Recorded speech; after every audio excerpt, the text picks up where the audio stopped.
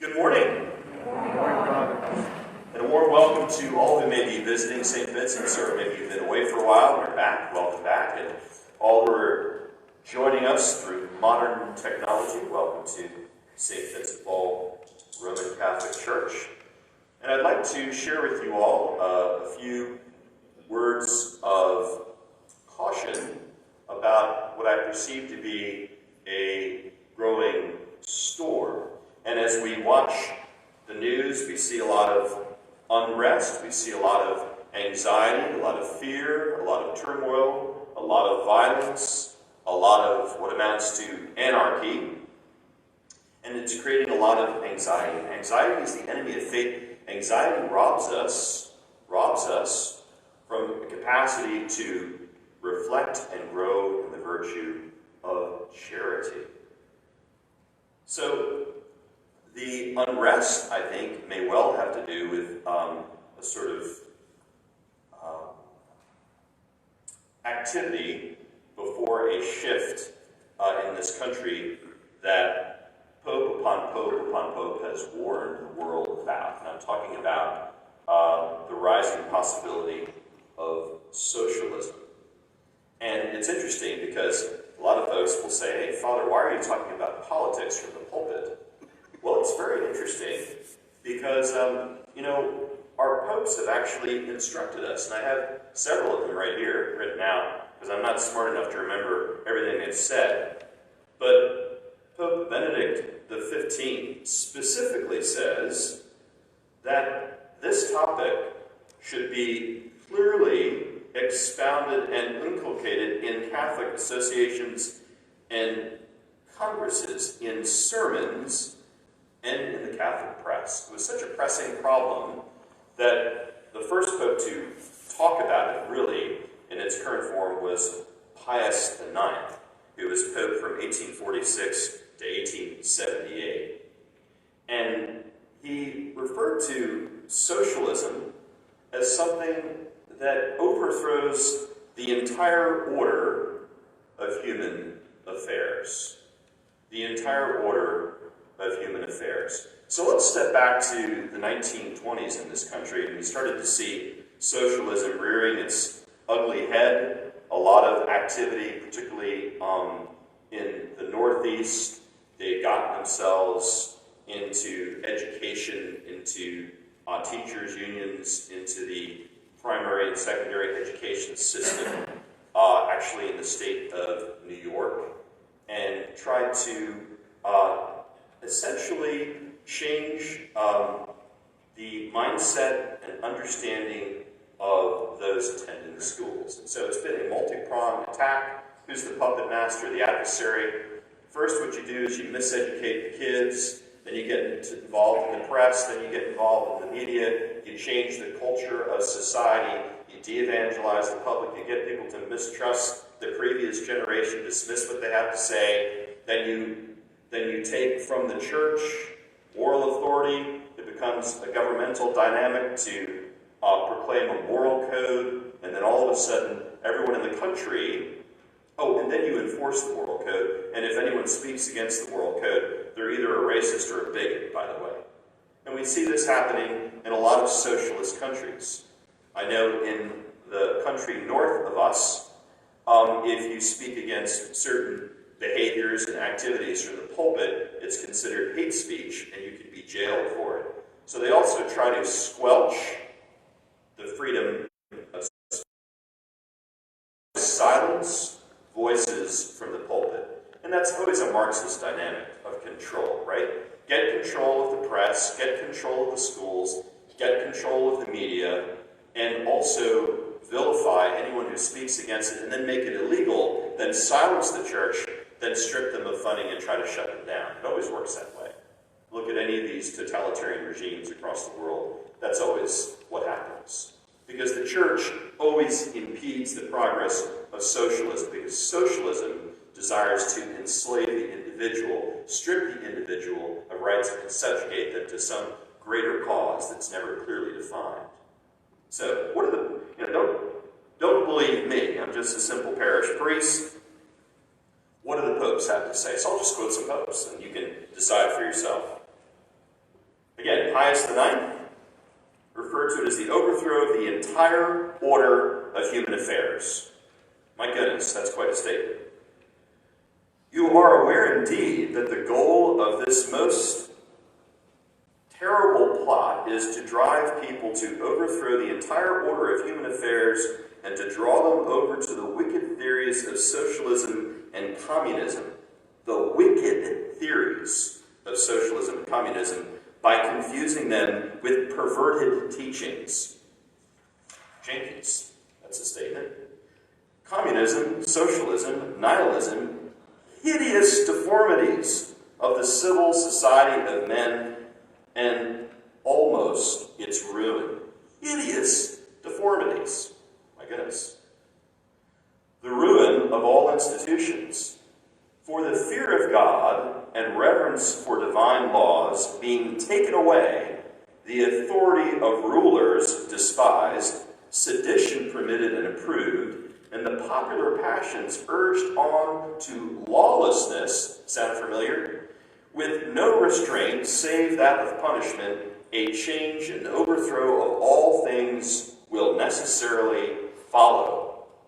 Yea, this change and overthrow is deliberately planned and put forward by many associations of communists and socialists. And he said that in 1884. How prophetic. He said it's a sect that threatens civil society with destruction. And yet we have Catholic socialists running around. By the way, you cannot be Catholic and be a socialist. That's not my opinion. It's the opinion of all the popes. We speak of that sect of men who, under various and almost barbarous names, are called socialists, communists, or nihilists, and who, spread all over the world and bound together by the closest ties in a wicked confederacy, no longer seek the shelter of secret meetings, but openly and boldly marching forth in the light of day. Sound familiar? Strive to bring a head what they have long been planning, the overthrow of all civil society whatsoever. Surely these are they who, as the sacred scriptures testify, defile the flesh, despise dominion, and blaspheme majesty. And they do blaspheme, because they're pulling down statues of Jesus. They just burned a church yesterday. They pulled down statues of Junipero Serra, who defended the rights of the indigenous peoples, and all manner of things. It's a prima facie case. It's right here before us. But a lot of folks still, because they've been so brainwashed, think there's a compatibility between being a socialist and being a Catholic. It's as incompatible as being a pro-abortion Catholic. And that's always part of the socialist agenda, because socialist agenda turns the individual into a cog in a machine. It strips you of your dignity and turns you into an object. And that is why socialism, abortion, euthanasia, and all manner of selective genetic breeding, if you will, always go together in one big basket of woe. Socialists debase the natural union of man and woman and assail the right of property. They, socialists, communists, or nihilists, debase the natural union of man and woman. Sound familiar? Which is held sacred even among barbarous peoples, and its bond by which the family is chiefly held together, they weaken or even deliver up to lust, lured in fine by the greed of present goods, which is the root of all evils, which some coveting have erred from the faith. So the idea of corrupting the domestic church. So we have an assault on a moral code. The moral code is taken from the church, assigned to the government, and then you're punished if you don't follow it. You're assigned all sorts of names. You're vilified, right? Does all this sound familiar? And then finally they close the mouth of the church and silence it, as happened in Russia and China, etc., etc. And by the way, Nazis, that's the Nationalist Socialist Party. Yeah, Hitler was a socialist, to give you an idea of the grand company that socialists keep. destructive sect. Socialists and members of other seditious societies who labor unceasingly to destroy the state even to its foundations. What are we hearing now? We're going to destroy everything, tear it down, burn it down, start all over again. Start all over with what? So last week, or I guess it was the week before, I talked about the difference between the American Revolution and the French Revolution. The American Revolution built on existing structures of law that respected the individual rights of people. The French Revolution destroyed an entire society and tried to build up something that didn't work, of course, and resulted in the death of 1 million innocent Frenchmen. The enemy of society and of religion. Socialism is the enemy of society and religion. Check my watch, I just have another 45 minutes. Okay. There is need for a union of brave minds with all the resources they can command. The harvest of misery is before our eyes, and the dreadful projects of the most disastrous national upheavals are threatening us from the growing power of socialist movement. Now, he's speaking before the Russian Revolution, before the communists took over China, before the communists destroyed Mexico, before the communists moved into Cuba, before the communists weaved their way through South America, before the socialists found their way into Canada. These are prophetic words coming from a pope, and it all came true. And our entire world was threatened with annihilation during thermonuclear threats from the Russians and the Chinese. You know, it's interesting. Father, you're touching on political topics again. If there were a sea of armed men outside this church, would it not be my responsibility to warn you and ask you to pray about it? Of course it would. So again, there's an effort of those who play the separation of church and state card, right? Play the, you're not supposed to talk about political stuff from the pulpit. There's not going to be any church unless I talk about this stuff from the pulpit. So let's talk about it from the pulpit. What's the worst that can happen? I'll be flipping burgers at Wendy's. Okay. They have insidiously worked. I'll move on to Pius. Well, you get the point. I move on to Pius X, a more modern pope, 1903 to 1914. The dream of reshaping society will bring socialism. The dream of reshaping society will bring socialism. I've got a better way. I've got a better way. We're gonna take all your stuff, Jim, and all your stuff, Don, and all your stuff, Stephen, and all of your stuff, Dad, and we're going to redistribute it. And then the state can be God. And you can thank the state. That's exactly what they did in Stalinist Russia, in the Soviet Union. They used to train the kids to basically look at the state like it was a god, replacing God, stealing the divine title of the Lord God. The dream of reshaping society will bring socialism. But stranger still, alarming and saddening at the same time, are the audacity and frivolity of men who call themselves Catholics and dream of reshaping society under such conditions, and of establishing on earth, over and beyond the pale of the Catholic Church, the reign of love and justice. What are they going to produce? Question mark.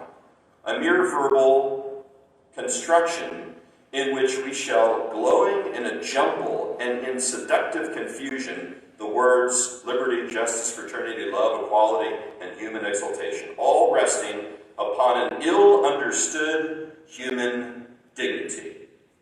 You're a cog in a machine. You're an object, and you're subject to the tyrannical authority of an overbearing state that will decide what's good for you.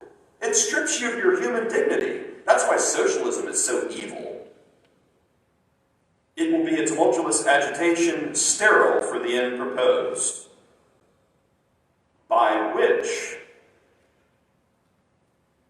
utopian exploiters will benefit. So you look at the Soviet Union, remember? Like, all these people are hungry, they're all in lines, and then there are the party officials, and they're all eating caviar and drinking expensive vodka. Benedict XV.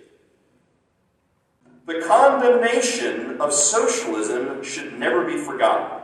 More modern still, 1914 to 1922. The condemnation of socialism should never be forgotten.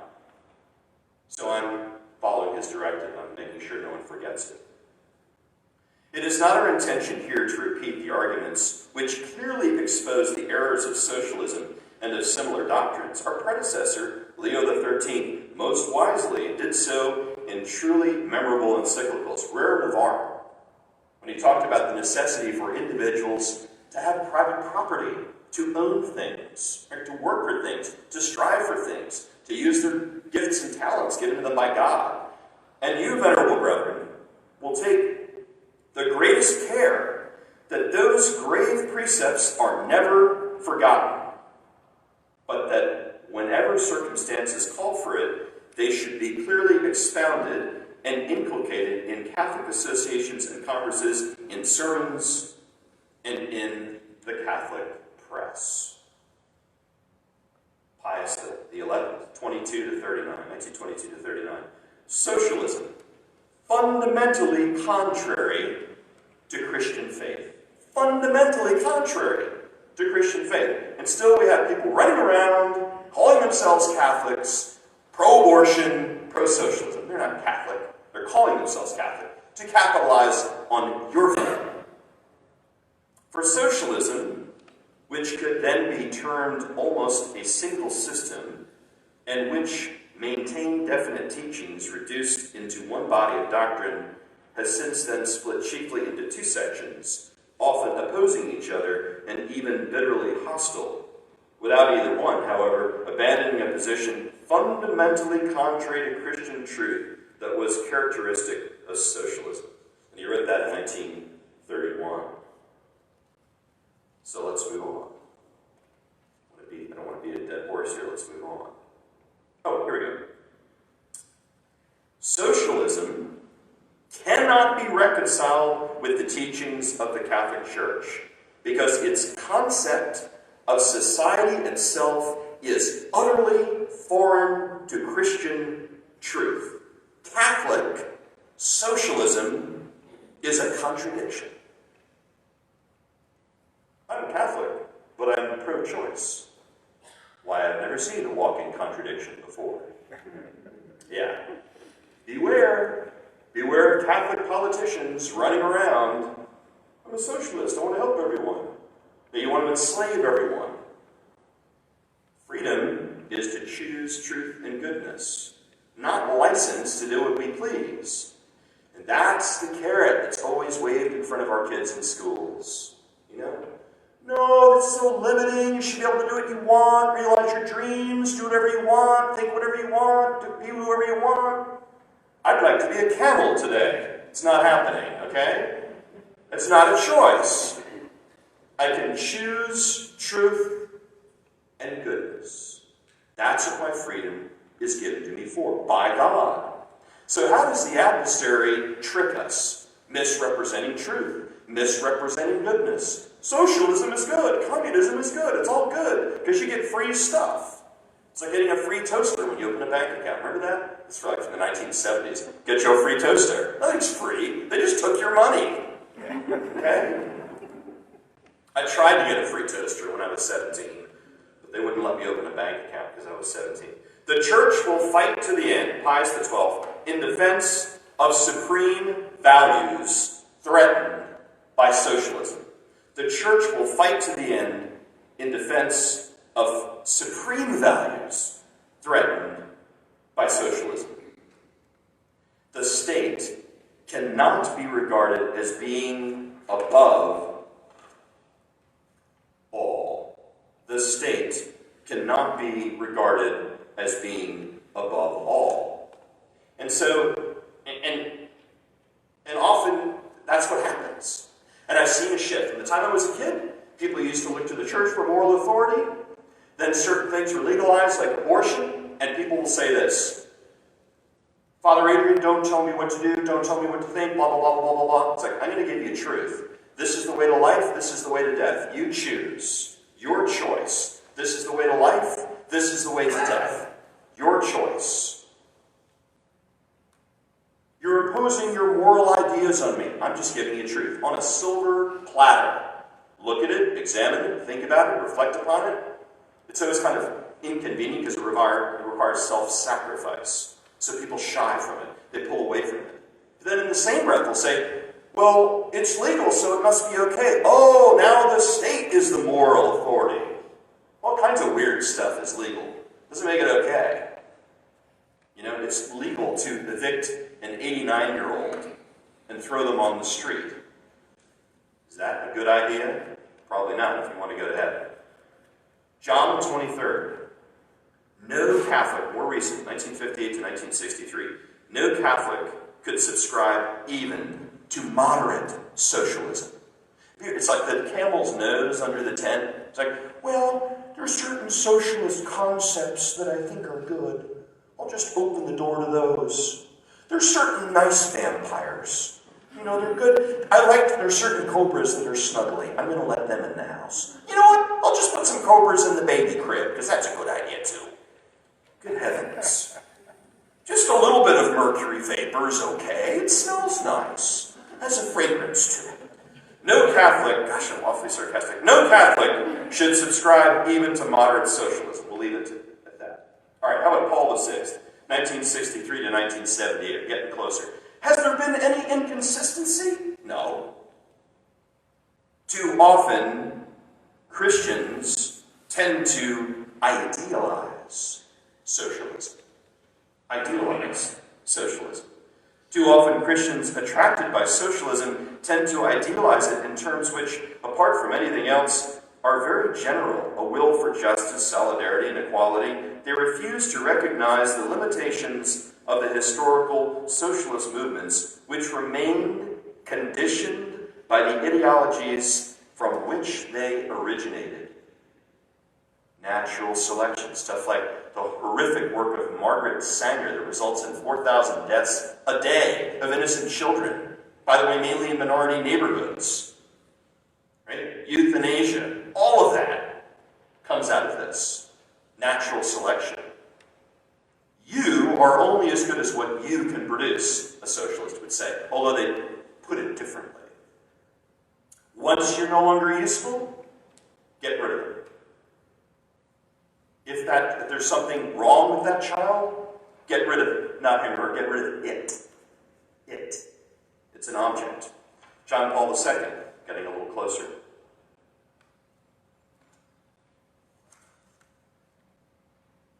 Socialism.